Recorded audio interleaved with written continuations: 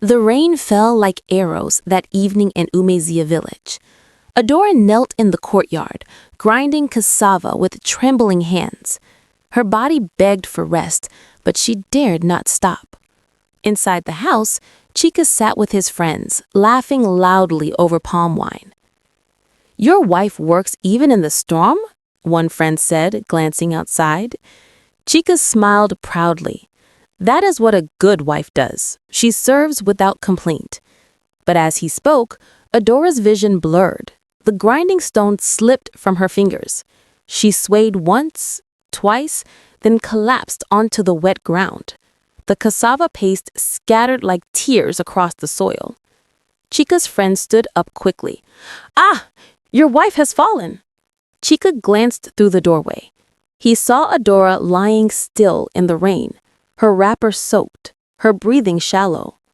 For a moment, something flickered in his chest, but then he waved his hand dismissively. "She is only tired," he said, returning to his drink. "A good wife does not tire easily. She will rise." His friends exchanged uncomfortable glances, but said nothing. Outside, thunder cracked the sky. Lightning struck the ancient Udara tree at the edge of the compound. The tree split down the middle with a deafening sound. The entire village heard it, and everyone knew what it meant. By morning, the news had spread like wildfire. The Udara tree had fallen. In Umezia, this was no ordinary event. The elders said that when the Udara tree cracks, judgment is coming to a household. Women gathered at the village stream, whispering as they fetched water. "Did you hear? Chica's Udara tree split in two last night." "Chai, that is a sign. Something is very wrong in that house. I have always wondered, his wife never smiles anymore." One elder woman, Mama Ego, shook her head slowly. "A tree does not fall without reason. The land speaks when people refuse to listen." Meanwhile, Chica woke up irritated. He had slept poorly. His friends had left quietly after the tree fell, and the silence in the house felt heavy. He walked outside and stared at the broken tree. Half of it lay on the ground, its roots exposed like open wounds. "Foolish superstitions," he muttered. But as he turned to go back inside, he saw something that made him freeze. A figure stood at the gate. A woman, old but strong, with a walking stick in her hand and a headscarf tied firmly around her gray hair. It was his mother. Mama Nkechi had returned. Mama Nkechi did not greet her son with a smile. Her face was stern, her eyes sharp like a hawk's. She walked past Chica without a word and went straight into the house. "Mama, you did not tell me you were coming," Chica said, nervously following her. She did not answer. Instead, she moved from room to room, searching. Finally, she pushed open the door to the back room. There, on a worn mat, lay Adora.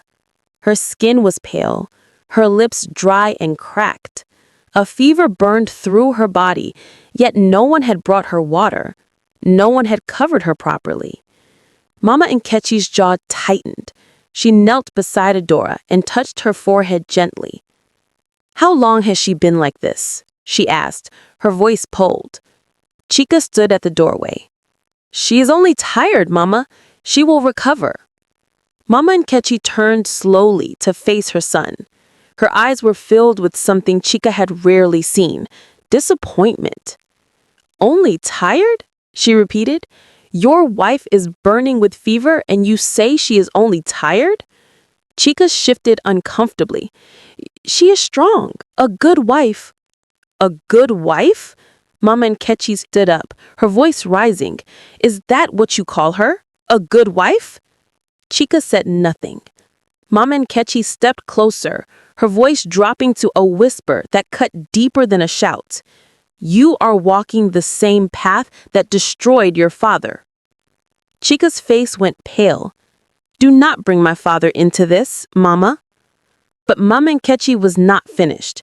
She sat down slowly on a wooden stool, her eyes distant, as if looking into the past. Your father was a proud man, she began. He believed a wife existed only to serve. I cooked, I cleaned, I obeyed, but he never once asked if I was happy. He never once held my hand and said thank you. Chica tried to interrupt, but she raised her hand. Listen to me, Chica. When your father's business failed, I stood by him. When his friends abandoned him, I stayed. But by then, his pride had poisoned everything. He grew bitter. He blamed me for his failures. And when he finally fell ill, he refused my help. Her voice trembled slightly. He died alone, Chica. Alone. In that same back room where your wife is lying now. Chica clenched his fists. That will not happen to me. I am nothing like him. Mama Nkechi looked at him with sad eyes. You already are. The room fell silent. Outside, a crow called loudly. Then, from the mat on the floor, a weak voice spoke. Enough. Both of them turned. Adora's eyes were open. She stared at the ceiling, her voice barely a whisper. I have heard enough. Adora sat up slowly, her body weak, but her spirit suddenly awake. Mama Nkechi tried to help her, but Adora gently pushed her hand away. I can stand on my own, she said quietly. Chica watched, confused. This was not the Adora he knew, the woman who always bowed her head, the woman who never questioned him. Adora stood, leaning against the wall for support. She looked directly at Chica, and for the first time in years, she did not look away. I will no longer cook for you, she said. Her voice was calm, but it carried weight. I will no longer clean for you. I will no longer bow my head and pretend I do not feel pain. Chica's eyes widened. What are you saying? I am saying, Adora continued, that until you treat me with dignity, I will not lift a finger in this house. Chica felt his face grow hot. Anger and humiliation mixed inside him like fire and oil. How dare she speak to him this way, in front of his mother no less? You have gone mad, he said, through clenched teeth. No, Adora replied.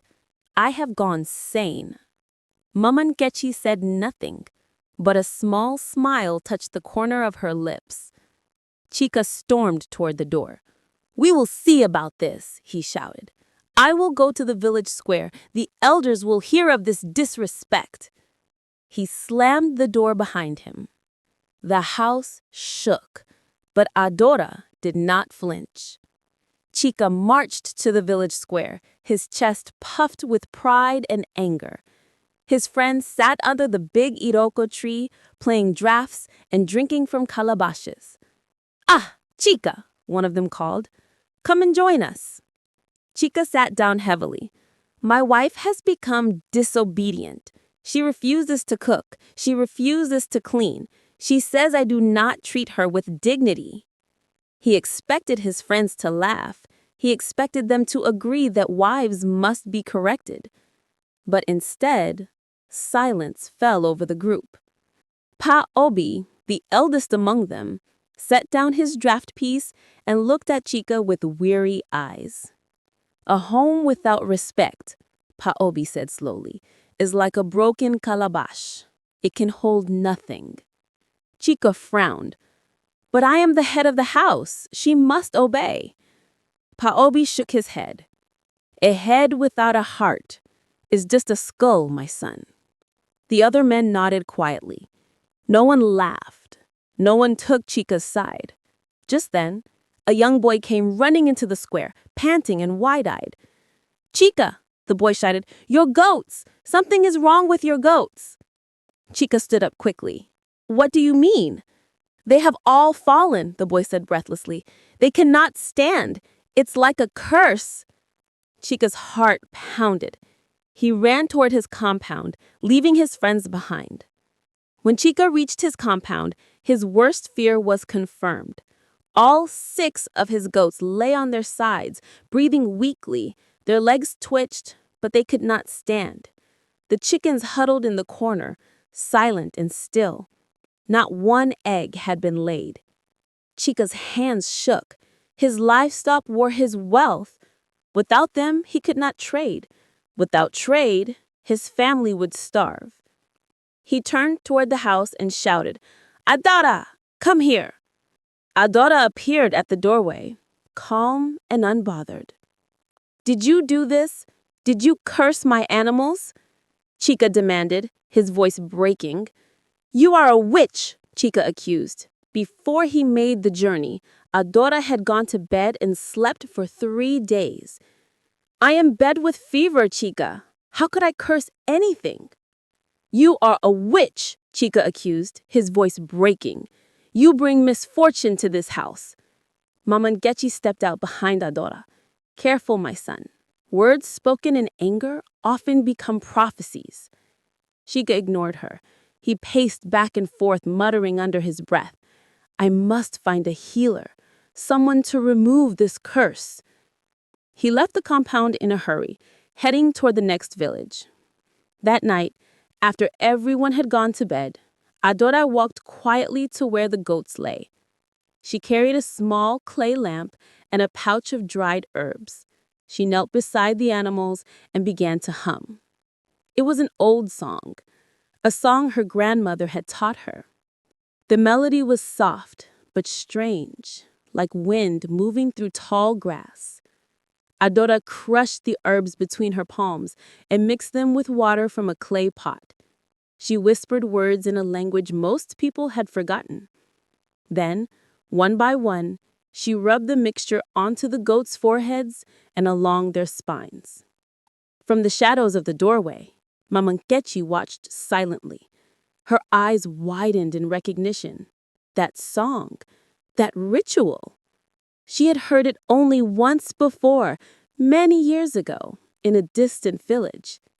It was the song of the Earth Mothers, the healers who could speak to the land, to the animals, to the spirits of growth and decay.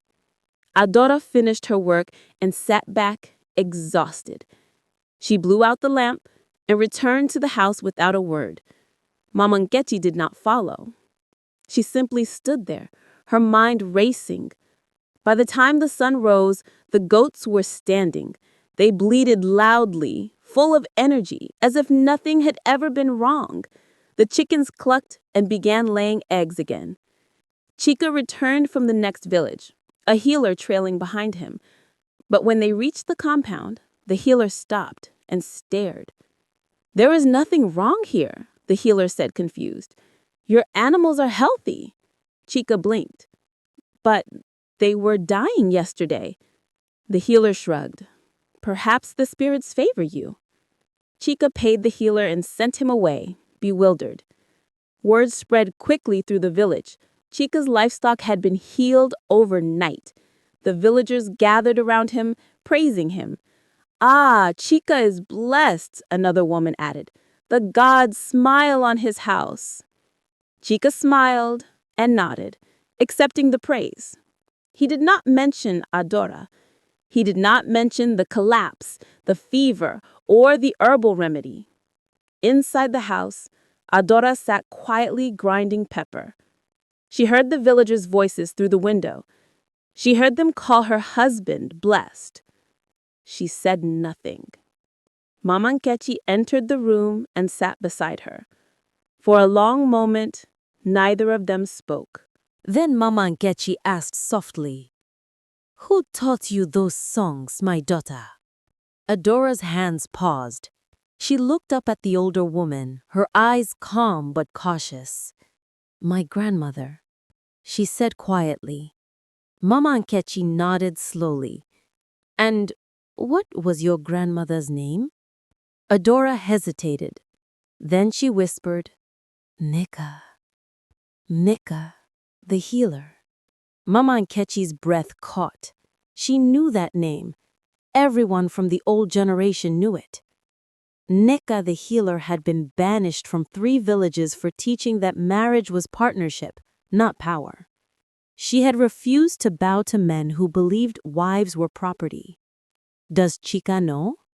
Mama Nkechi asked. Adora shook her head. No, and he must never know.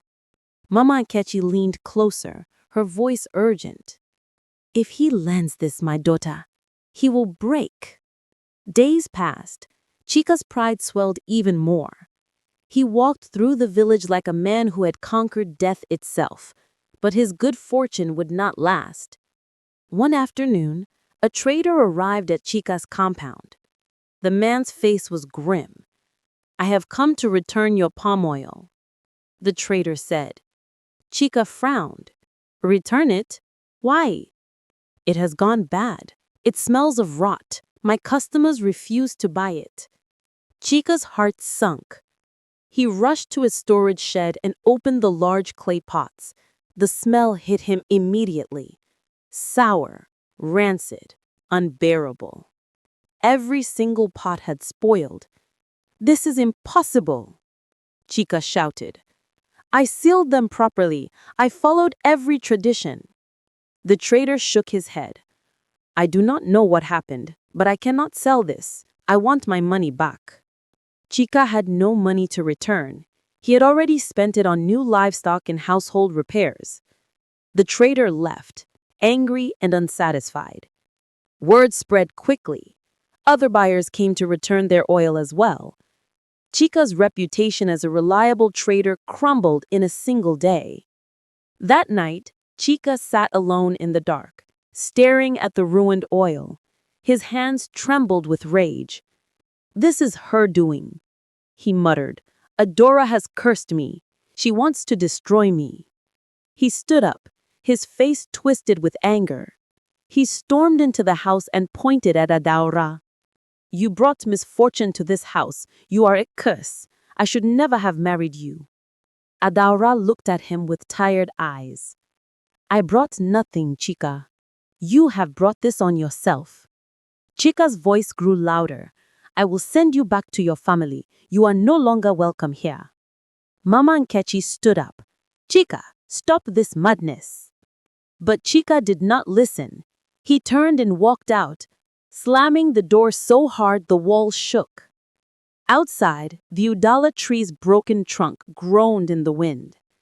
The next morning, Mama Nkechi made a decision. She could no longer stand by and watch her son destroy himself. She called for the village council. The elders gathered under the Uroko tree. Paobi, Mama Ego, and 3 other respected members sat in a half-circle. Chika was summoned. He arrived confused and defensive. Mama, why did you do this? Mama Nkechi stood before the council, her voice steady. I call this meeting because my son dishonors the sacred bond of marriage. He treats his wife as a servant, not as a partner. And now he blames her for his own failures. Chika's face flushed red. This is a family matter, Mama. You should not bring it before the council. Paobi raised his hand. When a man's pride harms his household, it becomes the village's concern. The elders asked questions. They asked about the livestock, about the spoiled oil, about Adaora's collapse. Chika tried to defend himself, but his words sounded hollow. The elders exchanged knowing glances. Finally, Paobi spoke. Chika, you are warned. Treat your wife with respect, or the land itself will turn against you. Chika felt humiliated. He stood up, his fists clenched. I will remember this, he said coldly, looking at his mother. Then he walked away, his heart filled with bitterness. That night, he vowed revenge, not on his mother, but on the woman he blamed for everything. Adaora. Chika's anger festered like an infected wound. He barely spoke to Adaora for days. He refused to eat the food Mama Nkechi prepared, claiming it tasted bitter. One evening, While Adaura was fetching water, Chica entered her small room. His eyes fell on a clay water pot sitting in the corner. It was old, beautiful, and carefully preserved. It had belonged to Adaura's mother. It was her only inheritance. Chica stared at it. Something dark rose inside him. He wanted to hurt her the way he felt hurt. He wanted her to feel powerless. He picked up the pot. It was heavy, smooth, and warm to the touch. Then, without hesitation, he raised it above his head and smashed it against the floor. The pot shattered into 100 pieces. The sound echoed through the compound like a scream. Adaura returned moments later. She saw the broken pieces scattered across the floor. She stood frozen, staring at the shards of her mother's memory. Chica expected her to cry. He expected her to beg. But she did not. She knelt down slowly and picked up a single piece. She held it in her palm and looked up at Chica. "You have broken what you do not understand," she said quietly. Then she stood, placed the piece in her wrapper, and walked outside. That night, the wind howled, and in the middle of the night, flames erupted from the oil press shed. The fire spread quickly, devouring everything. By the time villagers arrived with water, the shed was already ash.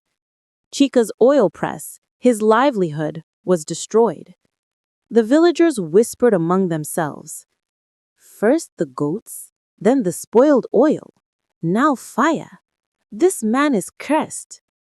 Or maybe, Mama Ego said quietly, he has cursed himself. Chica stood in the ashes, his face blackened with soot. He said nothing. His mind was spinning. He looked toward the house. Through the window he saw Adaura kneeling by the small family altar, her lips moving in silent prayer. He wanted to believe she had caused the fire, but deep down, a small voice whispered, "What if I am the problem?" That night, Chica could not sleep. Every time he closed his eyes, he saw his father's face. He saw the broken clay pot. He saw Adaura's eyes, not filled with anger, but with something worse. Pity. He tossed and turned until his body burned with fever. By morning, he could not get out of bed. Mama Nkechi touched his forehead. "You are burning up." She called for the village healer. The healer came, examined Chica, and frowned. "This is no ordinary fever. It is a fever of the spirit." "What does that mean?" Mama Nkechi asked. The healer shook his head.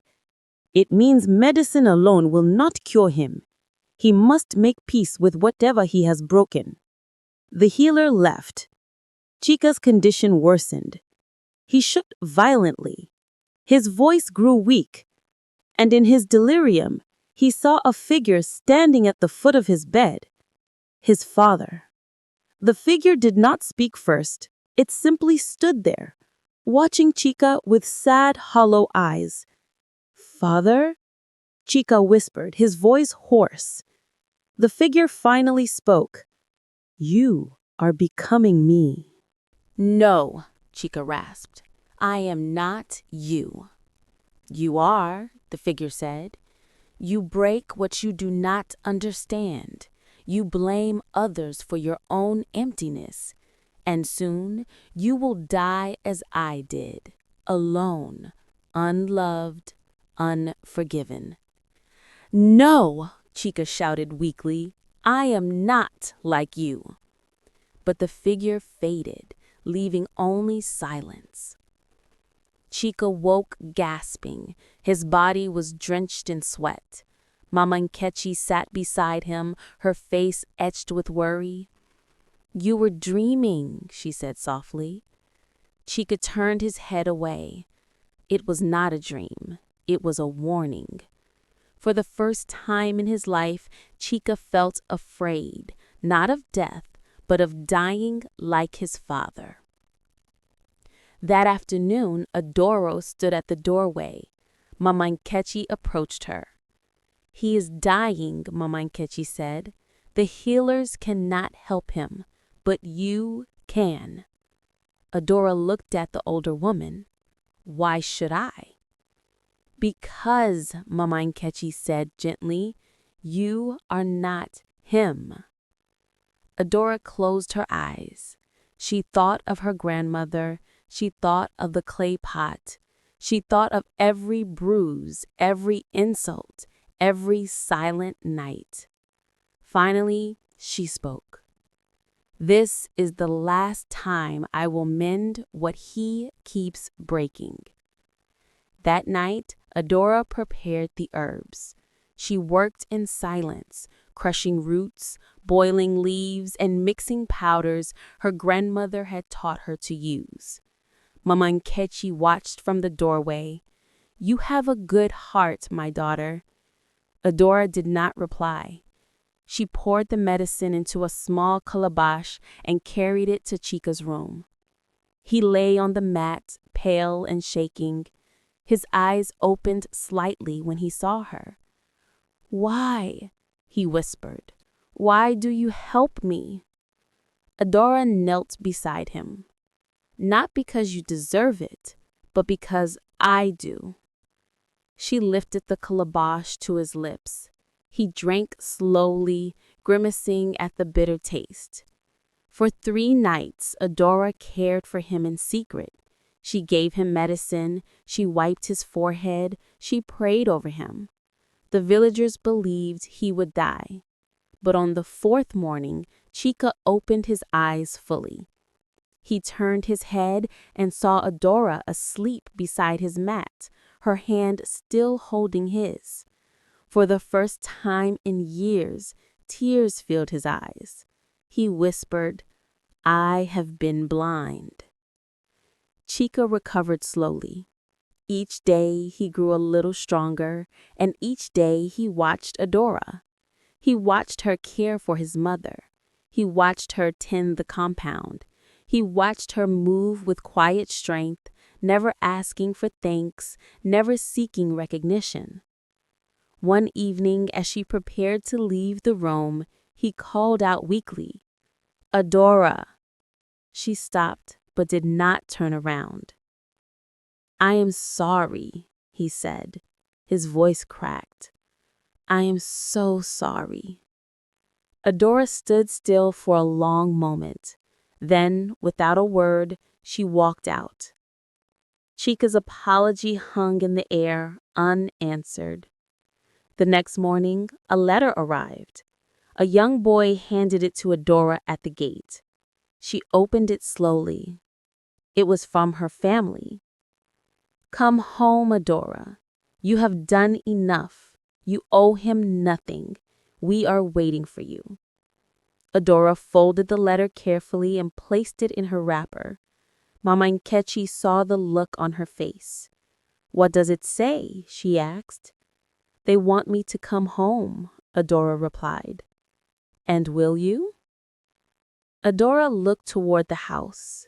She thought of the broken pot. She thought of the man who had just apologized. She thought of the woman she used to be, and the woman she had become.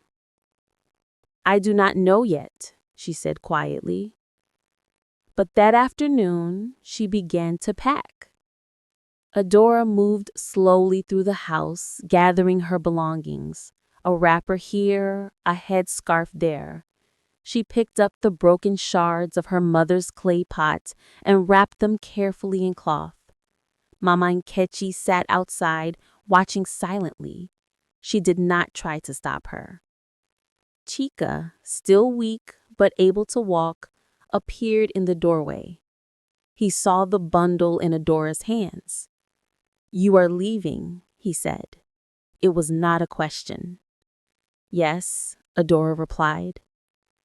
"Please," Chica said, trembling. "Do not go." Adora turned to face him. "Why should I stay, Chica? What is left here for me?" He had no answer. His mouth opened, but no words came. Adora walked past him, her head held high. She stepped outside, and as she did, something strange happened. The Udala tree, the one that had split during the storm, dropped its last fruit. It rolled across the ground and stopped at Adora's feet. The villagers who saw it gasped.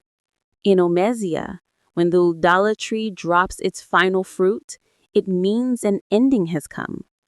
Adora bent down, picked up the fruit, and placed it gently on the ground.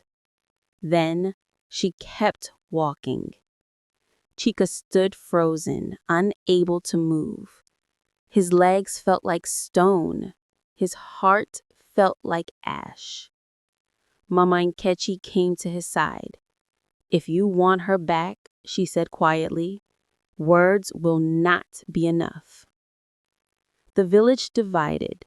Half the people urged Adora to leave and find peace. The other half begged her to stay, saying the household would collapse without her.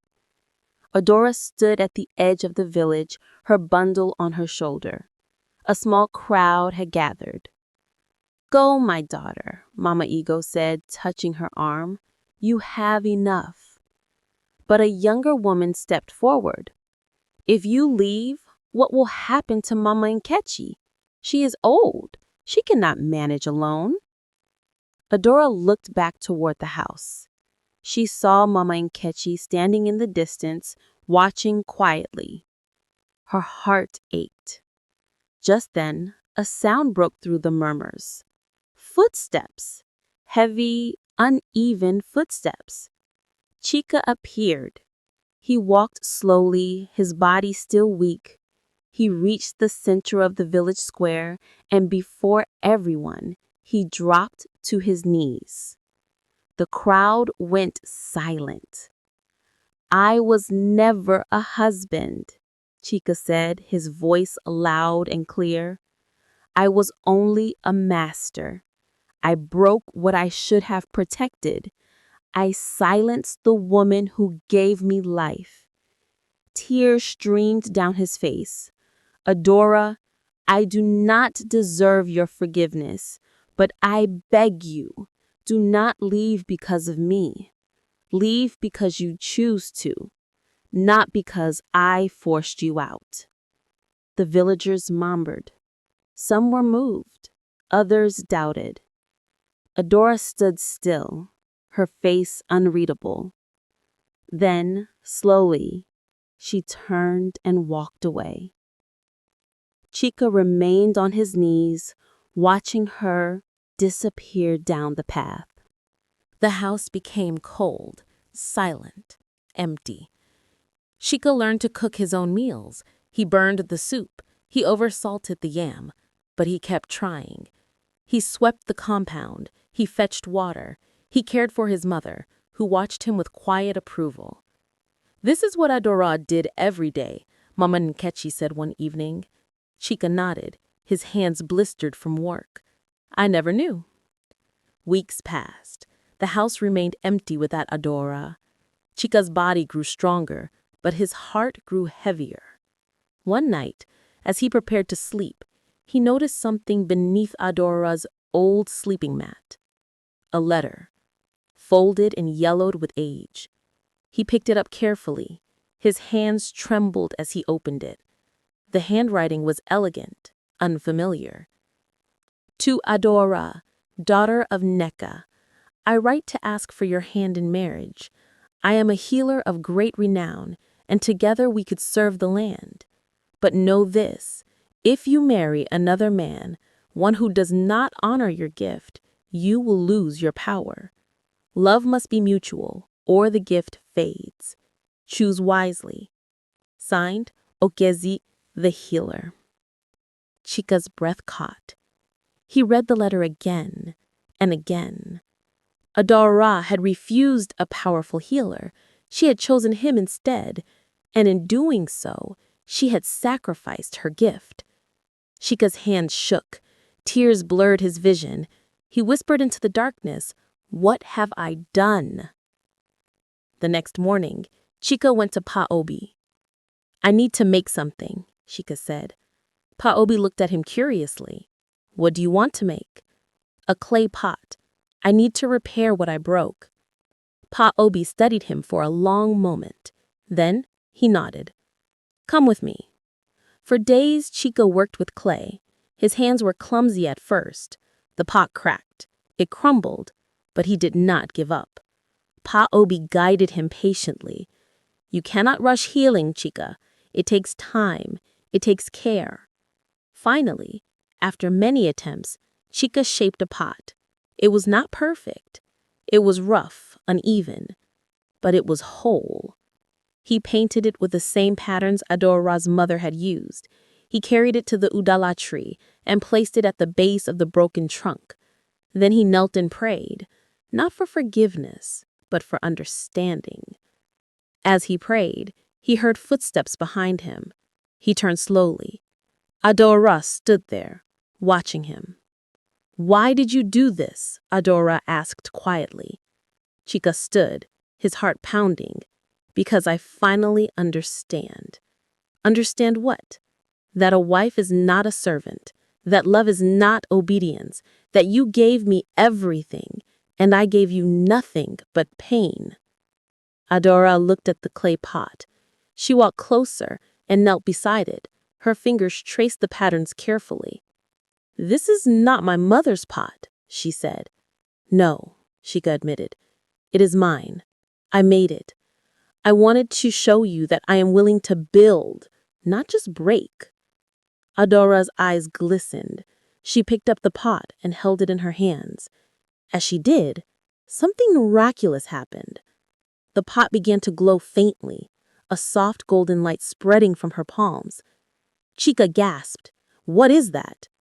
Adora smiled sadly. "It is my gift. I thought I had lost."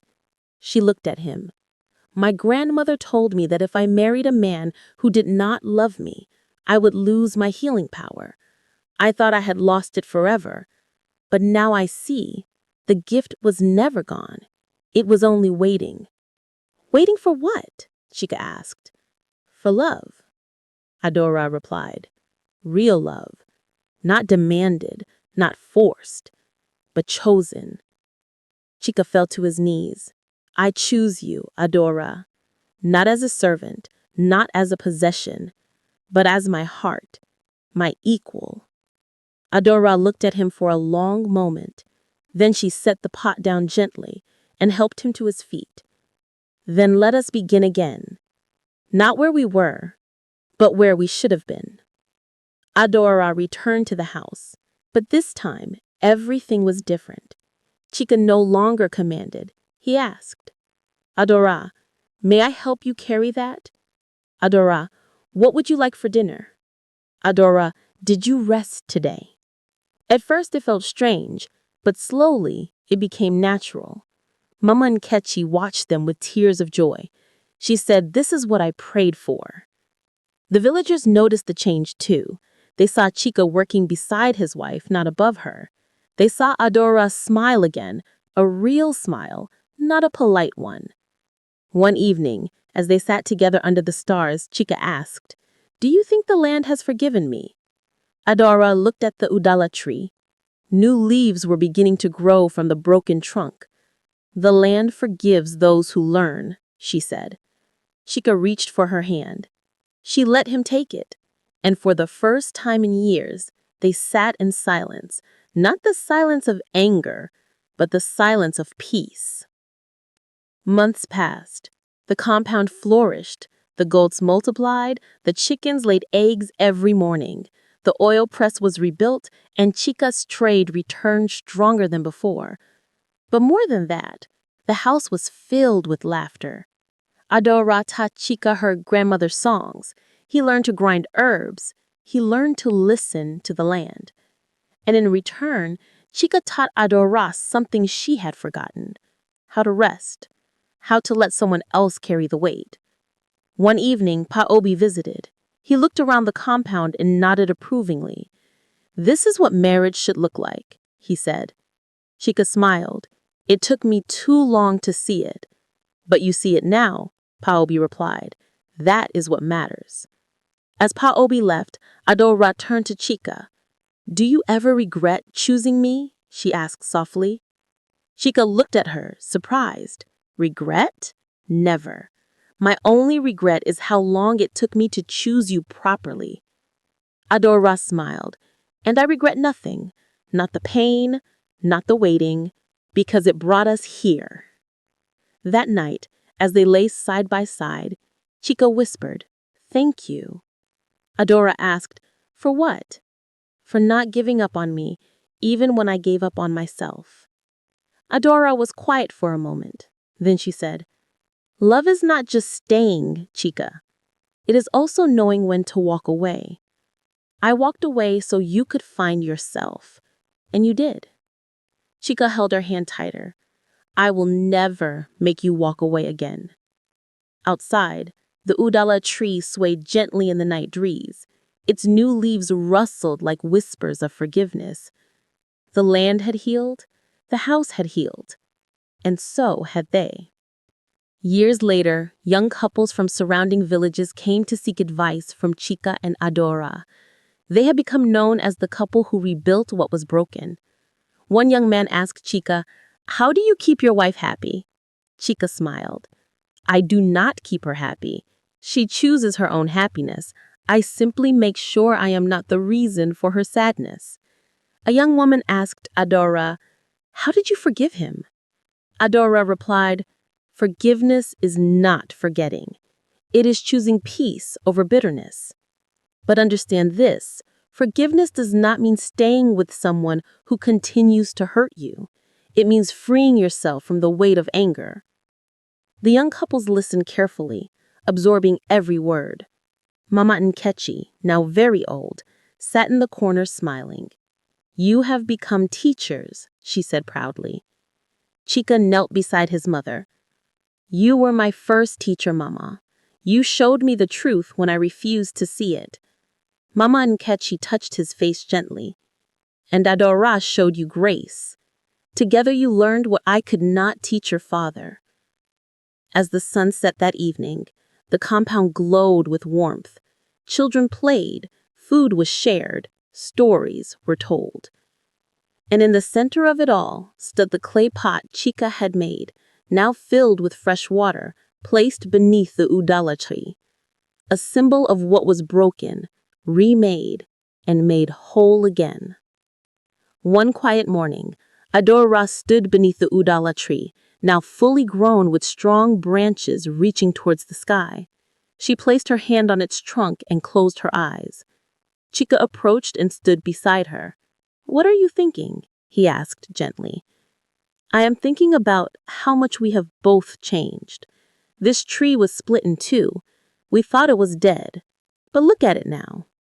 Chika looked up at the thriving tree. It is stronger than before.